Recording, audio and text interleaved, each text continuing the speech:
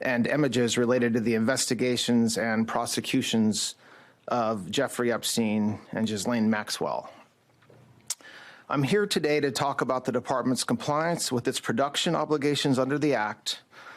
Around, I think right now, and continuing throughout the day-to-day, as the indexing and uploading completes, we are producing responsive materials under the Act. We are also releasing today a letter we are transmitting to Congress and various internal protocols associated with our review. I want to take a moment to thank the professionals at the Department of Justice who met twice daily, sometimes more, for the last 75 days to get to where we are today. The leadership teams from the Office of the Attorney General, from the Deputy Attorney General's Office, the Associate Attorney General's Office, the Criminal Division, the National Security Division, the FBI, the Southern District of Florida, the Southern District of New York, and the Northern District of New York all gave up many hours every single day on top of their other, of course, full-time obligations to fulfill the President Trump's promise of transparency to the American people. I also want to thank the more than 500 lawyers and professionals across all those divisions that I just mentioned and others who worked long days, nights, weekends, Christmas, New Year's Eve, New Year's Day, nights, weekends, and holidays to complete this production. These highly trained reviewers spend their careers putting bad guys in jail and effectuating the mission of the department.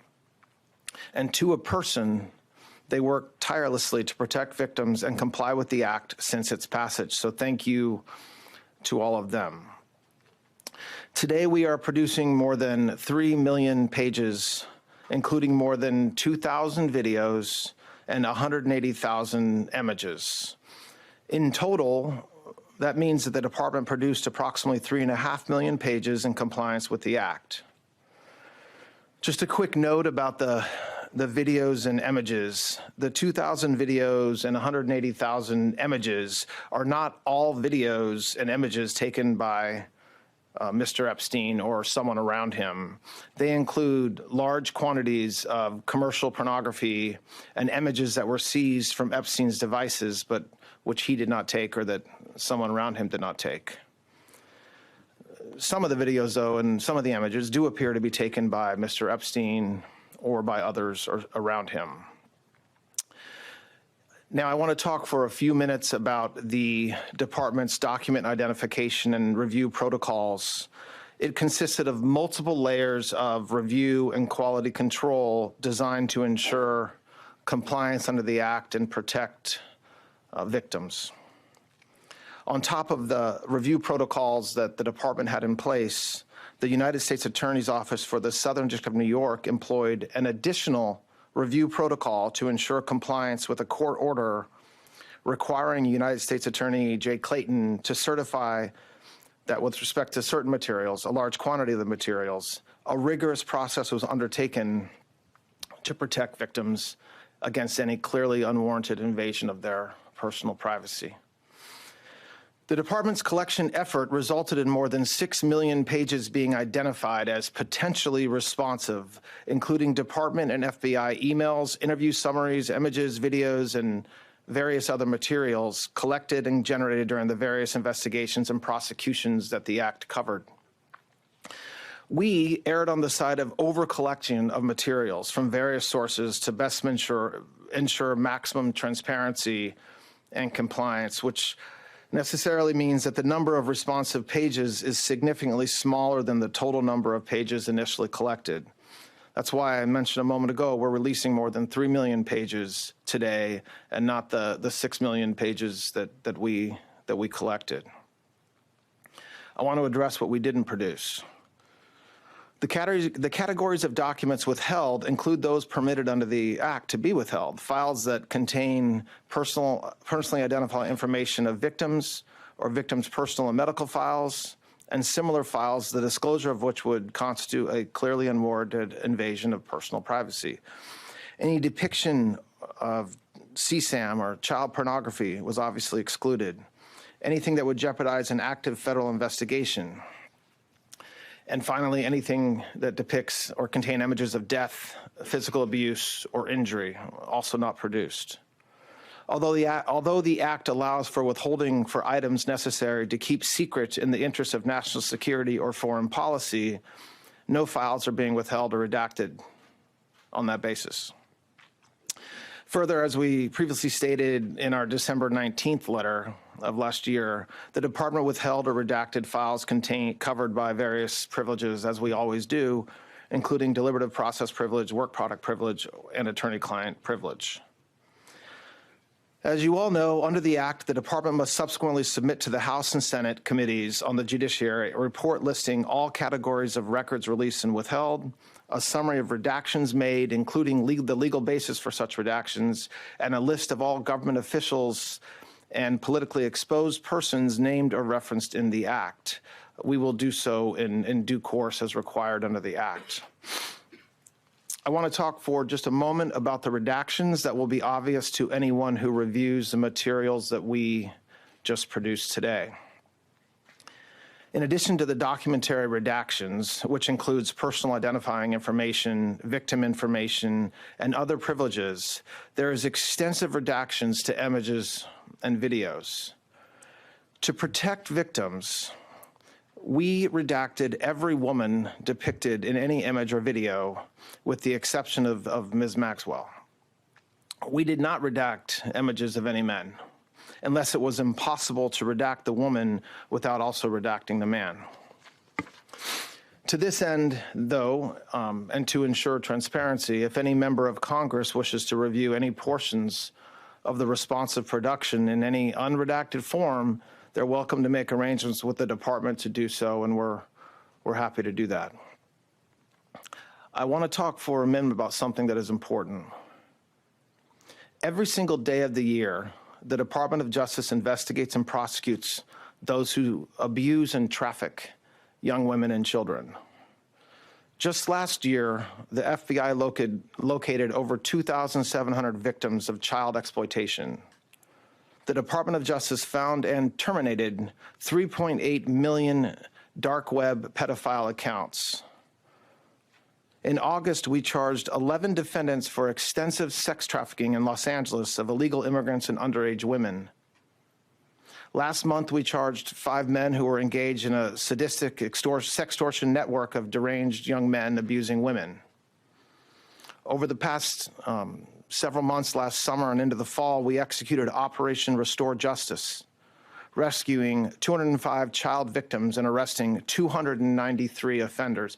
I point this out because I take umbrage at the suggestion, which is totally false, that the Attorney General or this department does not take child exploitation or sex trafficking seriously, or that we somehow do not want to protect victims. We do. There are some select members of Congress and some in the public eye, including those most critical of our efforts at full transparency under the Act, who remain silent as to all the work that we have done and continue to do every day in this space, while quickly pointing a finger at the Attorney General or this department because we were careful in our review of millions of pages of documents over the past 2 months. The Attorney General, the Director of the FBI, and our partners throughout this administration work hard every single day to protect the most vulnerable among us. With the production of this magnitude, mistakes are inevitable. We, of course, want to immediately correct any redaction errors that our team may have made, and so the department has established an email inbox for victims to reach us directly to correct redactions and any concerns when appropriate. That's been in existence since December, and we've been doing that since then. Finally, a very small portion of the documents collected pursuant to the Act include materials that a law firm produced to the SDNY in 2019 pursuant to a grand jury subpoena. This was during the criminal investigation of Ms. Maxwell. We determined it would be prudent to seek an order from the court in the Southern District of New York seeking production of these materials subject to the protective order in that civil lawsuit. To that end, the department has filed that motion with the appropriate judge in the SDNY, and if that motion is granted, we'll release those materials with appropriate redactions immediately. Today's release marks the end of a very comprehensive document identification and review process to ensure transparency to the American people and compliance with the Act. The Department has engaged in an unprecedented and extensive effort to do so. After submitting the final report to Congress as required under the Act and publishing the written justifications for redactions in the Federal Register, the Department's obligations under the Act will be completed. Joining us now, MS Now's Fallon Gallagher, Peter Baker, Chief White House Correspondent for the New York Times, and an MS Now contributor, and Dave Ehrenberg, former state attorney for Palm Beach County. Fallon, let's start with you. What else did we hear from Blanche? And I know we're still combing through this trove of documents. Yeah, Ariel, we learned a significant amount of information during this press conference, but the biggest headline is that the Department of Justice believes that they have met their obligation and that their work is complete under the Epstein Transparency Act, that this new drop of 3 million documents is everything that they feel that they need to deliver. Now, there is one caveat. They said that there could be a small amount of documents that we could get. They are working with the Southern District of New York, asking a judge to unseal the grand jury material related to the 2019 investigation and eventual indictment against Ghislaine Maxwell. But there are a number of headlines here. The biggest thing is that Todd Blanche is saying that there is no super secret tranche of additional documents, that this is everything. They said that any claims that the DOJ is working to protect the president is not true. We know that in this new trove of documents, which we are still reviewing, there are a number of them, is that they have decided to redact every single woman. This is a departure from something that we saw in the first trove of documents. There were women who were apparently not victims, who were not redacted. They then, you'll remember, there were some mistakes. They had to go back and remove some documents because they needed to redact them because there were concerns that they were releasing identities of victims. So this time they've decided to just redact everybody. And the one really notable thing there is that they are also redacting men if the men's presence in a photo or a video or anything otherwise makes it impossible to redact the identity of the woman. And so there is a possibility that we could see some men redacted in this new drop. But we also know that Todd Blanche is saying that there are probably not any new men who would be convicted of wrongdoing here, and that if they do discover any, they would, of course, prosecute them. But again, we are still going through these documents. It is a very large volume of documents, 3 million. This will take our team some time, but as soon as we have anything reportable, we'll bring it right to you. Ariel? Thanks so much, Fallon. I know you'll stick around for that. Lisa, we now have our senior legal reporter, Lisa Rubin, with us. Lisa, Blanche was adamant, as Fallon mentioned, that the DOJ is not protecting President Trump. I don't know if we have the sound that we can play there of him talking about this. We have it?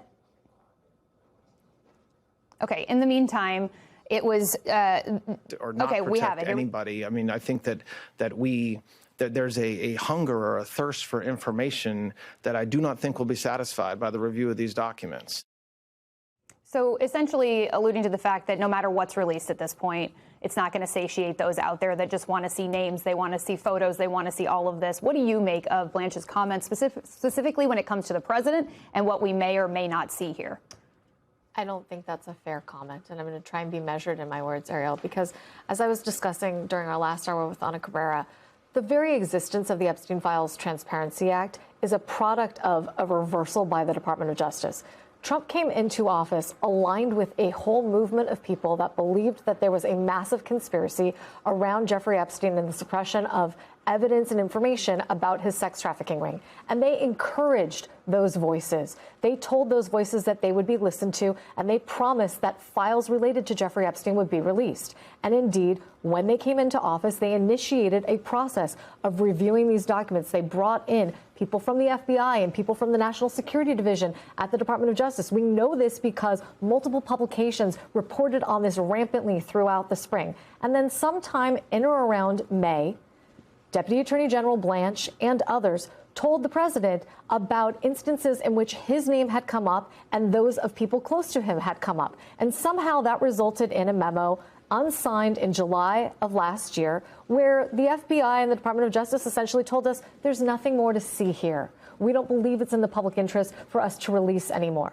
Somehow, in Mr. Blanche's mind, that's transmogrified into we were legally not able to release anymore until the Epstein Files Transparency Act. was put into place. That's also not true. They did need judicial permission to release some small modicum of what we're going to see, things that were grand jury materials or otherwise produced in discovery in the 2 criminal cases. But other than that, this is a situation largely of this administration's own making and a miscalculation politically by them of the hunger that they themselves stoked for more information about Jeffrey Epstein, Ghislaine Maxwell, and the sex trafficking ring. I did find that relatively notable that Blanche seemed almost annoyed that this topic had come to the forefront during this press conference and when he was pressed on it, and that it, just like you're saying, this came from members of the president's own orbit, from podcasters and the like.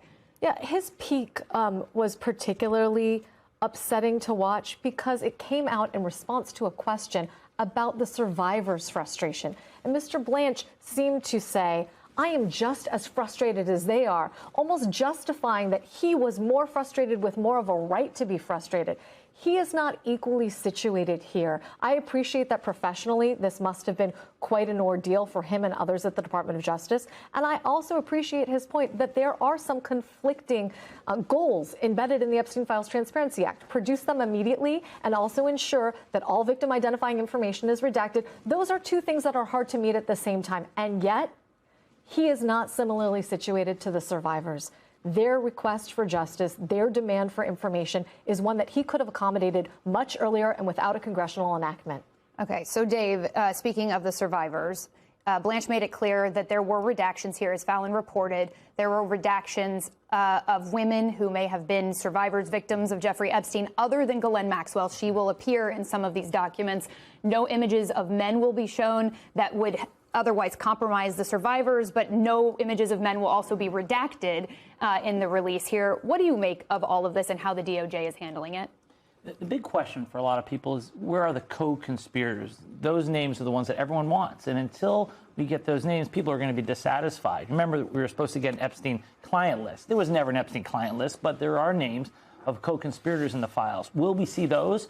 So far, we have seen all those names redacted, except for Jean-Luc Brunel, who died of suicide, Ghislaine Maxwell, who we all know she's already been convicted, so you can release her name, and Leslie Wexner. And we don't know why Leslie Wexner's name was unredacted while all the other alleged co-conspirators were redacted. So there seems to be, up to this point, no rhyme or reason why some names are there, others are not, why some pages are entirely redacted, all black all over the pages, while some are just pinpoint redactions. So hopefully we can have a more consistent approach now. Are you surprised that there are 6 million documents that are just now coming into focus? The DOJ has acted surprised that they're just now discovering this tranche of documents?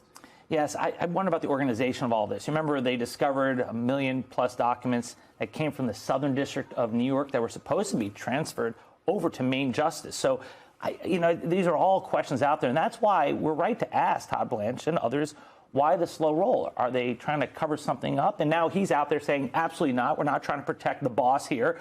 We're just going to be releasing them as soon as we're practically able to, because they had manpower issues. But you can see why people are not giving them the benefit of the doubt.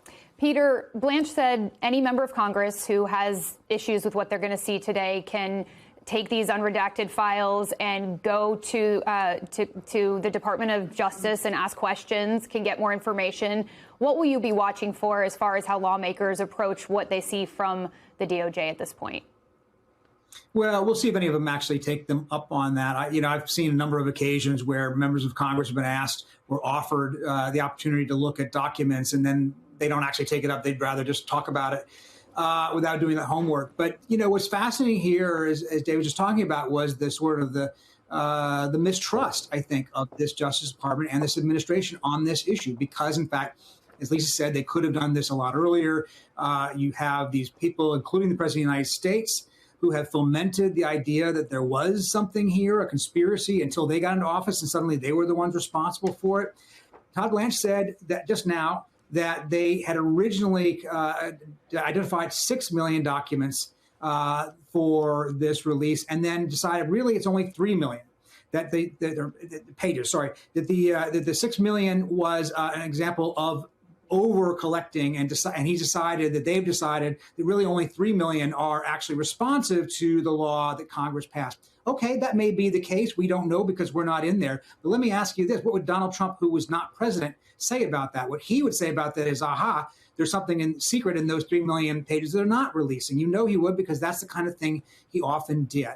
And now he's on the other side of that equation, asking people to trust him when he would not have trusted the Justice Department had he not been the president. Peter, what do you make of the fact that Blanche is the face of this and Pam Bondi is nowhere to be seen at this moment? Yeah, fascinating, right? She was not the one there taking questions today. Obviously, that indicates some sort of, continuing friction with her from the White House. They have not been happy with the way she's handled this. The president does trust Todd Blanche. Todd Blanche, of course, had been his personal attorney. And that's why when Todd Blanche says, oh, the White House has nothing to do with this, it's a little hard because, in fact, he is somebody who literally worked for Donald Trump as his personal lawyer and was installed as a deputy attorney general because the president wanted somebody who was loyal in there. And so whether or not the White House was directly involved in the specific redactions or the specific decision making about this, President Trump knew he had somebody in Todd Blanche as the deputy attorney general that he trusted. And that's why I think a lot of people out there who are looking for, a neutral handling of this are not satisfied. There's new Epstein files out. The DOJ, after blatantly breaking the law that Trump signed, has now released, 40 days after the deadline, 3 million new pages and over 100,000 pictures. Today's release marks the end of a very comprehensive document identification and review process. After submitting the final report to Congress as required under the Act and publishing the written justifications for redactions in the Federal Register, the department's obligations under the Act will be completed. This has been a saga and story where both things are true. There has been rampant delay and violations of the plain letter of the law. On the other hand, for the cynics who said, well, maybe they'll just run out the clock forever and nothing else will ever be released, against the precedent of secret grand jury materials and DOJ's general practice of secrecy, and that runs back through both parties, a lot of material, the millions of documents, were released today.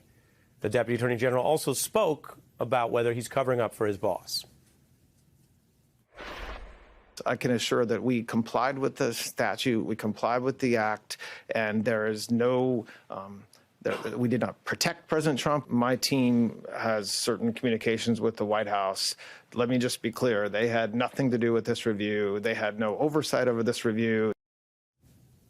That's the claim by a DOJ there. There were tips that involve accusations. That doesn't mean proof regarding whether Epstein and Trump participated in sexual abuse or crimes together. There's not clarity on whether that lead was followed. Other tips include things where news articles are simply forwarded by Epstein. I'm going to show you more of that. Emails where Epstein discusses Trump, something we knew about. There is an important chart I want to show you from inside the federal government. This is new. We hadn't seen it before, partially redacted.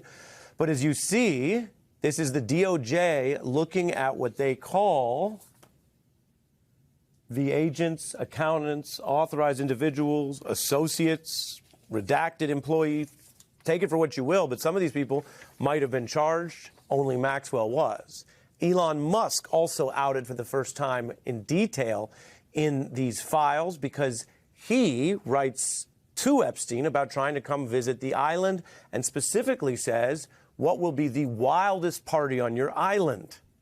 What does wild mean when you're talking to this pedophile? Well, that's open, I suppose, to interpretation. A year later, there was an effort to coordinate an island visit with Epstein telling Musk he'd send a helicopter.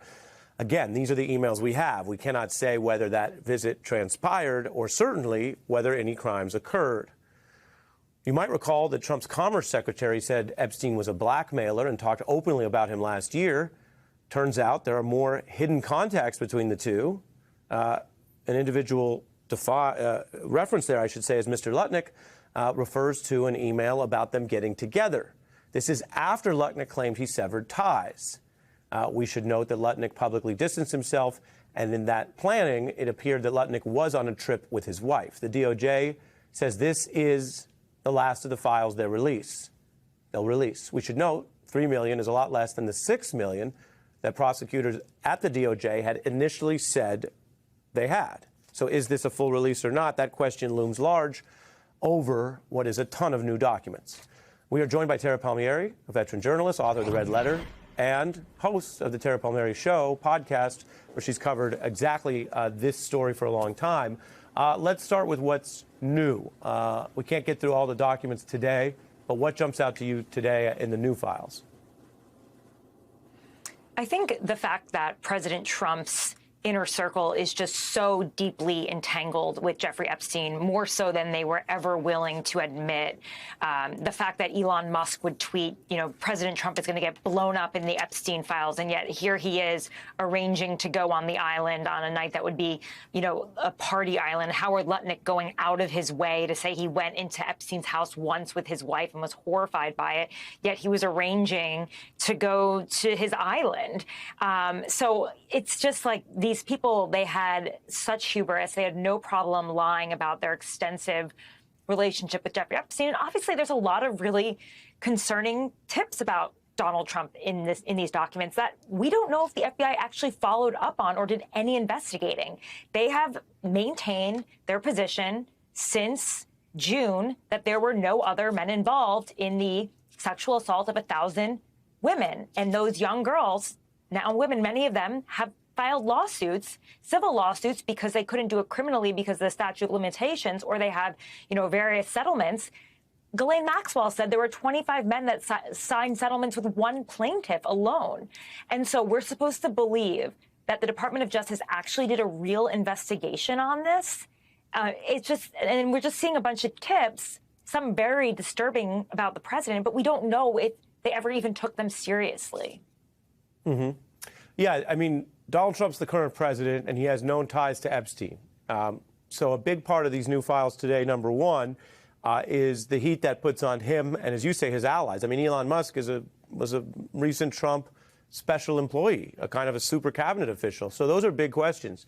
Number two, the questions at the DOJ implicate the Trump administration, which was in charge when Epstein died, but also prior and later DOJs under Democratic administrations. We'll pull up the chart again from the lead. I mean, I have it. It's one of the things I immediately printed to really study, because without disfavoring or biasing people, because there's much we don't know, the fact that this many individuals were tied to Epstein in ways that the DOJ at the time viewed as authorized agent, associate, people with potential knowledge, people, as you know, redacted, and the only one charged is Maxwell. Tara, how do you view that in terms of a report card for DOJs in both parties appearing to go softer on these now known associates than many other targets for crimes that were, frankly, lesser crimes in America? It seems like they've just given up on it altogether. They have, before June, they said there were active leads when you spoke to the Justice Department. Pam Bondi said she's got the Epstein lead list on her desk. Then afterwards, there's no one else involved. And it's really disheartening for the victims, because they were hoping that with the Epstein files coming out, they would have a sort of immunity, in a sense, where it would be public, the names of the people that abused them and the information that they submitted. They wanted to feel like it wasn't their burden. They wouldn't have to deal with defamation suits. Virginia Giuffre obviously had to deal with a ton of defamation suits from I'm only Alan jumping in Dershowitz for speaking out. I'm only jumping in with the minute we have left. Yeah. If we say that the evidence suggests maybe first-term Trump DOJ fell down on the job, then isn't it the job of the next DOJ under Merrick Garland to pick up the leads? And the one before that, he was, 1996, the first call went in to about Jeffrey Epstein from Maria Farmer, about her and her sister being sexually molested. And every single time he used his high-ranking officials, his contacts. Obama's former White House counsel, Kathy Remler, was giving him advice on how to deal with an accusation against Donald Trump.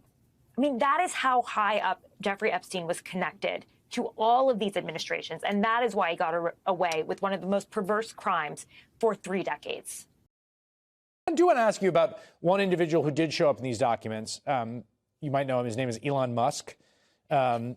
just reading a few Elon Musk emails to one Jeffrey Epstein in 2013, by the way. So this is after he was a convicted sex offender and after much had been made of the kind of individual this was and the sorts of things he'd done. He's saying that it's going to be him and Tallulah, his then girlfriend. What day night will be the wildest party on your island? Asking Jeffrey Epstein, like, when is the wildest party on Epstein Island going to be?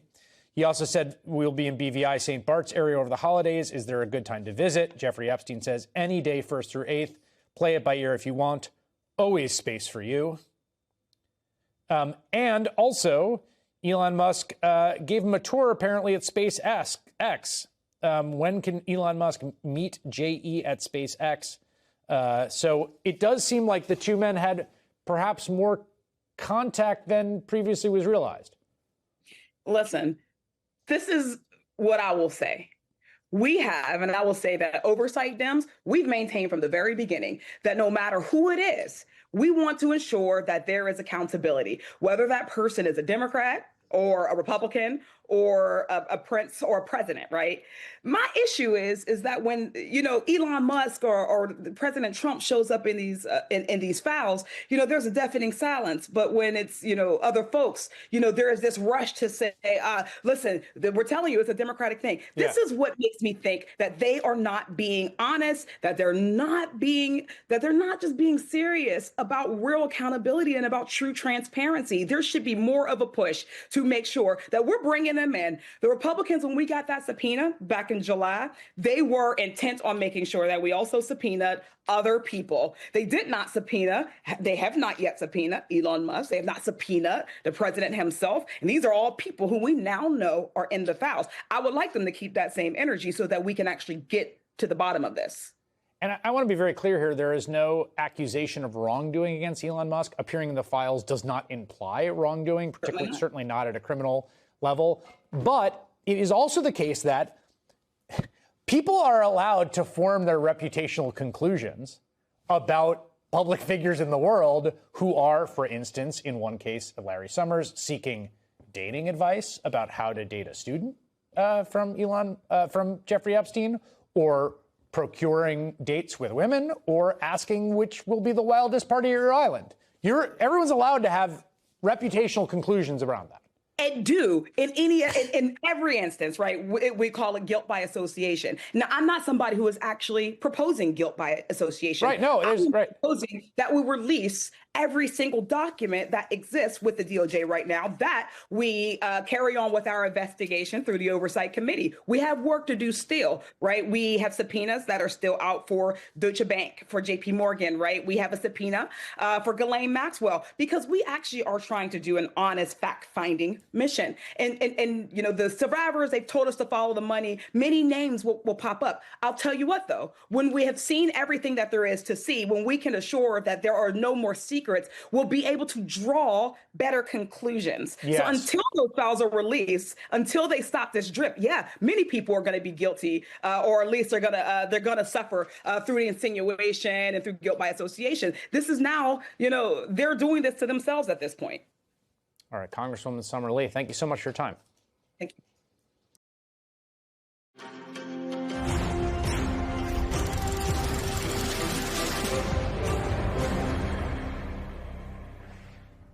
Today, Deputy Attorney General Todd Blanche just unilaterally declared that the Justice Department had completed its review of the Epstein files. Case closed. And he was very clear about whose identity would and would not be protected in that release. The categories of documents withheld include those permitted under the Act to be withheld. Files that contain personally identifiable information of victims or victims' personal and medical files, and similar files, the disclosure of which would constitute a clearly unwarranted invasion of personal privacy. We did not protect President Trump. We didn't protect or not protect anybody. So did they accomplish those goals, Todd Blanche stated? Not exactly. I mean, MS Now's initial review of these documents found that the names and identifying information of more than a dozen survivors appear unredacted. And as for Donald Trump, well, the initial release of documents did contain a spreadsheet containing multiple allegations of impropriety made against Trump, most of which appeared to be unsubstantiated tips at this point. But then that spreadsheet of Trump allegations suddenly just disappeared from the release, only to reappear about an hour later after many people pointed out publicly that it was gone. Now, several members of Trump's inner circle also appear in these emails, like an email exchange between Epstein and Elon Musk that appears to be about travel plans, in which Musk asks Epstein, what day night will be the wildest party on your island? There's also a 2012 exchange between Trump Commerce Secretary Howard Lutnick, where Lutnick appears to make plans to visit Epstein's island with his wife and children 7 years after Lutnick claims he, quote, vowed never to be in a room with that disgusting person again. So there is that. And we do not know the broader context of either of those emails either, and we don't know if knowing it would make it less creepy. But there is still a lot that the Trump administration is keeping back. The roughly 3 million documents released today are only about half of what the Justice Department has in its possession. So a lot more we don't have. Joining me now is Democratic Congressman Robert Garcia, the ranking member on the House Oversight Committee. So, Congressman, we got 3 million documents today. It's a lot. I'm sure you're still going through it. We're still going through it, but still only half of what they have. I know you're very used to this administration violating this particular law, but have you and Chairman Comer, have you talked about what you can do next here? Look, I haven't talked to him today, but we certainly will be communicating in the next few days. Let's be really clear about what actually was released. They made it pretty clear, the DOJ, that they're done releasing files. It's only about 50% of what they have in their possession. So half of the files in their possession, they're choosing to not release. This continues to be a major White House cover-up. And they went on today. Mr. Blanche went on to talk about what they wouldn't release, things that they basically are creating themselves. They're creating laws themselves that don't exist, by the way, in the subpoena that was passed during the summer for the files, talking about the removal of conversations between government officials or agencies, talking about removing information if there's ongoing government investigations. That may be the case in the law that was passed by Congress, but not the case in the subpoena. So all those files legally have to be released. And I want people to understand that they included multiple names of survivors in the release today. They're putting these women in danger. The carelessness, the lawlessness. Pam Bondi needs to be held in contempt. Republicans refuse to do so. And Donald Trump needs to understand that our work and our investigation is ongoing, and we're just getting started. I think it's so good for people to hear that out there, because just Todd Blanche declaring the case closed here, the case is certainly not closed. Our team has been going through these documents. I mentioned some of the things in them. What stuck out to you about the set that was released today and what was in there? Look, first, I think the idea and the clear, I think, deception that we're seeing to somehow include and remove mentions of the president, of Donald Trump, regardless of whether there were allegations or not, that is highly irregular and suspicious. We also know that Trump's name appears hundreds of times in these files, and we have gone through a small batch of what is right now millions of additional documents that we have received. But a couple that stood out. Look, Trump's Commerce Secretary, the fact that Lutnick said clearly they didn't communicate, he stopped communicating with Epstein after 2005 and lied multiple times, where now that actually we know that was not true. Why is it that everyone in Donald Trump's circle continues to lie about their relationship with Jeffrey Epstein? That mentioned, of course, of Elon Musk. Stephen Bannon clearly was a lot closer to Jeffrey Epstein than many folks understood. But what's also important is we haven't found so far. It is not acceptable for us to not get the names of Epstein's co-conspirators and the men that raped and abused children and girls. If the Department of Justice thinks we're going to be satisfied with them leaking the names of survivors, with them putting survivors in harm's way, protecting the president, and not giving us the names of the men that abused the women, that's the fight for justice that we are in, and we're not going to stop till we expose those men and get justice for the survivors. I'm going to talk to Annie Farmer about that in a moment. Very quickly, before I let you go, I mentioned this spreadsheet that appeared. It appeared to be unsubstantiated claims. I mean, they're from a tip line, but there were some it's not clear the FBI followed up on. Are you planning to look into your committee, I guess, any of those claims that were in those documents that were released today related to Donald Trump? We are. And we've actually already started today. I mean, look, when we saw that document, of course, it was of high interest to us. The fact that it was removed immediately and then posted again, I think is also incredibly interesting.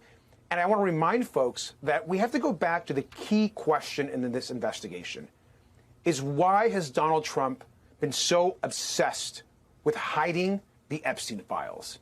Who is he protecting? Why is he protecting them? And why did Jeffrey Epstein say that Donald Trump was his best friend for over a decade? And why were people trafficked from Mar-a-Lago? Why does all of this center around New York and Palm Beach? These questions all need to be answered, and the arrows continue to point back to the White House. So we will get justice for the survivors. Congressman Robert Garcia, thank you. You're tireless. I always appreciate talking to you. Thank you again for being here. Okay, late today, survivors of Jeffrey Epstein's abuse released a statement expressing their outrage about how these files were released today. And Congressman Garcia just referenced this to. Annie Farmer is one of those survivors. She has been tirelessly fighting for justice, and she joins me next.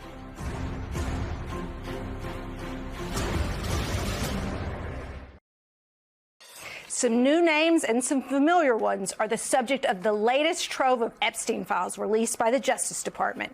Friday's drop has over 3 million pages of documents, 2,000 videos, and 180,000 images. Included in the trove are references to President Trump, Commerce Secretary Howard Lutnick, Elon Musk, and other prominent people. But at this time, there is no evidence of any criminal wrongdoing by any of those mentioned, just compromised timelines regarding if and when associated individuals actually distance themselves from the disgraced pedophile. The latest release is overdue as the DOJ failed to meet the legally required date to release all of the Epstein files on December 19th, 2025. The DOJ claims it didn't meet the deadline because it was making sure to protect victims and survivors outlined in the documents.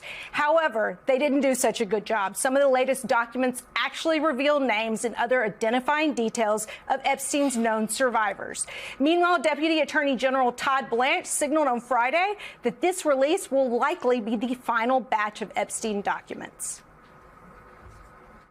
Today's release marks the end of a very comprehensive document identification and review process to ensure transparency to the American people and compliance with the act. Joining our conversations is Congressman Robert Garcia, who is the ranking member of the Oversight Committee. So, Congressman, in a statement, you note that there is still a lot more to be released, writing, quote, Trump and the Department of Justice have now made it clear that they intend to withhold roughly 50% of the Epstein files while claiming to have fully complied with the law. This is outrageous and incredibly concerning. But what can you do from your perch on oversight to force real accountability? Well, we're going to force real accountability, but so is the American public. I mean, no one here is buying what Donald Trump and Pam Bondi are trying to sell to the American public. So they're only going to release half of the Epstein files, highly redacted.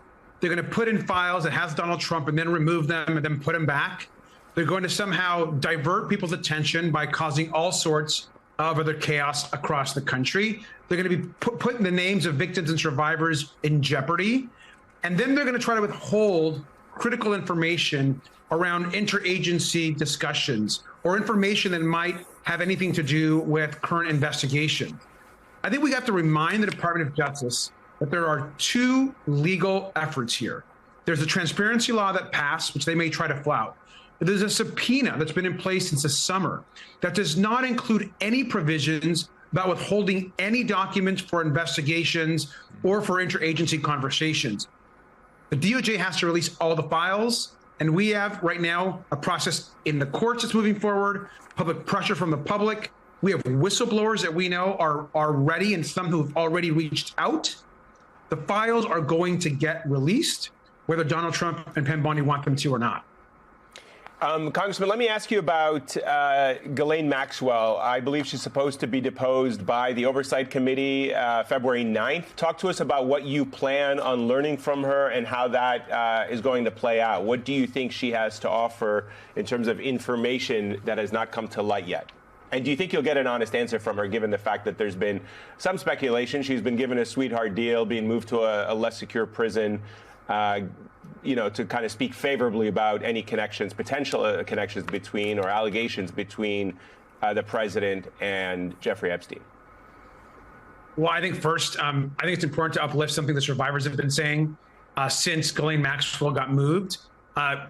Disgusting, shameful, and corrupt. I mean, the survivors are out there and they've been pretty strong. Why was Ghislaine Maxwell, who also trafficked and abused women herself, moved to a less secure facility? Why was she getting secret visits? Why was she talking to Todd Blanche on her own? I mean, it's so corrupt, and I think the American people can see that. Look, Ghislaine Maxwell is a known liar, and there's no question about that. We want her to testify. We want her to answer questions. We've also got to be very thoughtful and careful about what she says. I think clearly the Donald Trump Department of Justice has been providing Ghislaine Maxwell with an easier path, a less secure facility, with no explanation, by the way, why she was moved. So we'll see if she actually meets the deadline for us and for her to come in, what she chooses to say or not say, whether she chooses or tries to plead the fifth. And the only reason why she's coming in is because we've been pressuring Republicans. We've been forcing them to do the right thing. So let's see what she says. We have a lot of questions. And most importantly, we need answers and what she knows about the men that raped and abused all of these women and girls. Jelani, what did you make of Todd Blanche's posturing during that presser? I thought it was very interesting because while he was saying, trying to say that the administration has had the backs, or the DOJ has had the backs of the victims, he also was sort of positioning himself as a victim, actually, like that it is unfair for people to have accused them of, sort of coordinating too closely with the White House on all of this. He seemed incensed at points. What did you make of that? So I can tell you the thing that stood out to me, which actually was not that. It was the definitive, this is likely the end of this. Yeah. Because they weren't in charge. Let's remember, they never intended to give up the amount of information they gave. That was because of pressure that came from their own ranks and people who they couldn't control on their side. And I was like, the influencers, the podcasters, the various people who are in the Republican Party and who are susceptible to these pressures will determine whether or not you were done. Some led them, like Marjorie Taylor Greene. Right. Others, Yeah, that whole array of things that I didn't see coming at all. Given how old this story is and how much of this information was available, previously. And so maybe you might think that this is the last dispatch. I certainly really doubt that it will be. Well, Blanche also seemed to complain that people will never be satisfied. Congressman, I actually want to play you that clip and get your thoughts on it. We did not protect President Trump. We didn't protect or not protect anybody. I mean, I think that there's a hunger or a thirst for information that I do not think will be satisfied by the review of these documents. Congressman, what's your response to that? That the appetite for these documents can just never be satisfied, and sounds like that's an unfair condition for this Department of Justice. I want to remind everyone watching that Todd Blanche was Donald Trump's former personal lawyer.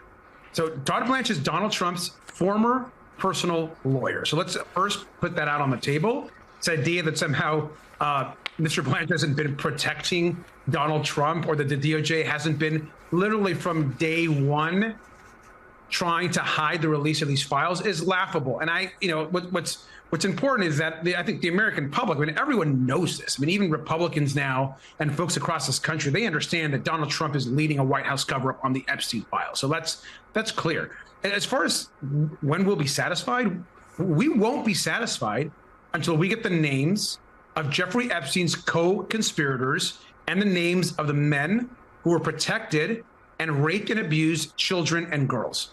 And until that happens, and until the survivors get justice, no, we will not be satisfied. We're going to continue to fight. We're going to get the Epstein files released, and then we're going to be sure that all of those men are held accountable, including those that are right now involved in a cover-up at the White House.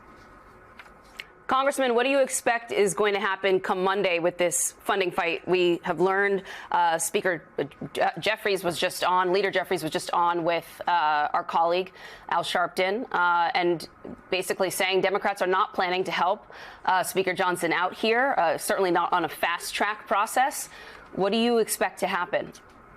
Well, I mean, I support the leader's position there. I mean, look, I'm a hard no as it relates to the deal that the Senate has laid out. I mean, we shouldn't be giving DHS a penny, not tomorrow, not the next day, not ever, without any type of concessions and without any type of actual negotiation about the terror that ICE and DHS right now is engaged with across the country. And so I think that Leader Jeffries is right. I don't think Mike Johnson should expect votes from us and from our caucus.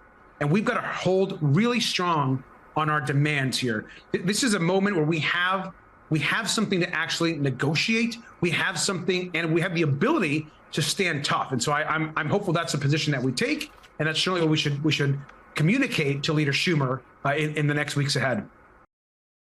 As the Justice Department is trying to wash its hands of the Epstein files situation after releasing more than 3 million pages on Thursday, Democrats are calling foul, demanding the agency turn over the nearly 3 million additional pages the DOJ has said it is withholding. The top Democrat on the House Judiciary Committee, Congressman Jamie Raskin, wrote to Deputy Attorney General Todd Blanche yesterday to request the DOJ immediately arrange for members and staff of the committee to review the complete unredacted Epstein files this week, adding, quote, in light of Attorney General Pam Bondi's appearance in a hearing before the committee on February 11th, it is vital that committee members and staff have an opportunity to review the unredacted files in order to evaluate the lawfulness and appropriateness of your redactions and to examine the Attorney General about them. Joining us now is Congressman Eric Swalwell, Democrat from California. He is a member of the House Judiciary Committee. Well, Congressman, thank you very much for coming to the weekend. So, okay. Attorney General Pam Bondi is supposed to be coming to your committee on February 11th. The last time she was before a committee, she treated it like it was the Comedy Cellar with one-liners and put-downs of members of the committee. Oh, actually, we have that. We have that. Let's just play that. So who gave the order to flag records related to President Trump? To flag records for President Trump? To flag any records which included his name. I'm not going to discuss anything about that with you, Senator. Will you support a request so that the committee, or indeed, I believe the American people, should be able to see that video or audio tape? Will you support that request? Will you apologize to Donald Trump for trying to impeach the answer is you won't support that after request. you now know that Joe Biden tried to cover up Hunter Biden's involvement with Ukraine? I mean, Congressman, why bother have her come in if you know that that's her act? Well, what we do know, though, and what she will be asked about, is that not only was Donald Trump best friends most named in the Epstein files, he is now accused, and I use the word accused, of behavior that looks exactly like Jeffrey Epstein. And so whether we have the redacted files or not, what we've seen in the unredacted files is quite alarming. And if Republicans are not going to bring Donald Trump in, and they want to bring everyone else in, but not Donald Trump, then we'll have questions for the Attorney General about that. President Trump, of course, has said that he has not done any wrongdoing. We haven't seen any, actual information, vetted information about him doing any wrongdoing or anybody else. But Blanche, the Deputy Attorney General, former personal lawyer for the President of the United States, was just on another network and said that he couldn't talk about investigations. But in July, the DOJ had reviewed the files and there was nothing in there to prosecute anybody. This has been something they've said, even though Donald Trump has said the opposite. So when you hear those kinds of things that Blanche and the Attorney General at times has been like, there's nothing in here to prosecute anybody, essentially we should all move on, Trump is ignoring that. Do you think they're going to follow the facts here and move on, or do you think they're going to do what Donald Trump wants them to do? I think this is a cleanup crew on behalf of Donald Trump. They listed, and I don't even want to say on television, the document that was highlighted that they released as it related to accusations against Donald Trump. Yeah. They released it, Not been corroborated. then they deleted it, and then they released it again. And that's right, it has not been corroborated, but it should at least be investigated. Yeah. And to just say we're closing this after a couple months when these investigations oftentimes take years makes people feel like this is just an effort to essentially make the president look good and do nothing to give justice to the victims. Well, it does seem like you guys have a lot of follow-up work to do, as well as us journalists. But Congressman Walkinshaw was on the show yesterday, and he said that part of the next steps was getting in touch with the FBI agents who conducted those transcribed interviews that are referenced in those documents that you're talking about. But I want to redirect a little bit to the other fight that's taking place right now that you're going to have to deal with tomorrow. There were notably 7 Democrats who decided to fund DHS a few weeks ago, 2 weeks ago now. Yes. Who knows? Time is elapsed. Yes. At least one of them, Tom Suozzi, has come out and said that he regretted that vote, that he failed to see it as a referendum on the behavior and treatment of ICE. Do you think that any of other of those Democrats have changed their minds, or is Mike Johnson going to be able to get this through and call it a day? I hope they have. I did not support 2 weeks ago. I will not support this week another penny for ICE. They already have enough funding anyway. We shouldn't give them any more funding. They have enough funding for how long, Congressman? Tell the years. American people. The big how many brutal, years? up to 6. The big brutal bill funded them way out. I mean, that's one of the. So you're basically saying this is a symbolic vote. Well, it's giving them additional funding that I don't want them to have, but we shouldn't do anything that cosigns on what they're doing. The more authorization that we give them, or the more validation that we give them, risks a mom like Good and a nurse like Preddy being shot in the face again. And so I hope my colleagues recognize we should be doing the opposite of giving them authorization. We should be supporting everything to have the masks come off, the identification come out, prosecutions, launched against these folks. And also, I have said that our executives across the country, governors, for example, you can take away their driver's licenses. You can say, in my state, you are unhirable if you have worked for ICE. We can't do enough to hold these folks accountable. You and Dan Goldman, congressman from New York, are offering a bill stripping ICE agents of qualified immunity. In the time that we have left, what are Republicans saying when you talk? I assume you guys are talking to Republicans also on this bill. Yeah, well, we know that there are Republicans who have privately said to me, said to Dan Goldman, they don't like what's going on, but they want us to be a part of, delaying this so we can find fixes. And we're saying we don't want to delay this any further because there are public executions in the street. And so as I step back, I see a president who promised he would cut prices, and instead he's killing people. Our job is to protect the people first, and that's what this legislation does, and that's what I think governors can do across the country. Congressman Eric Swalwell, have a busy week this week. Thank you for coming on to The Weekend.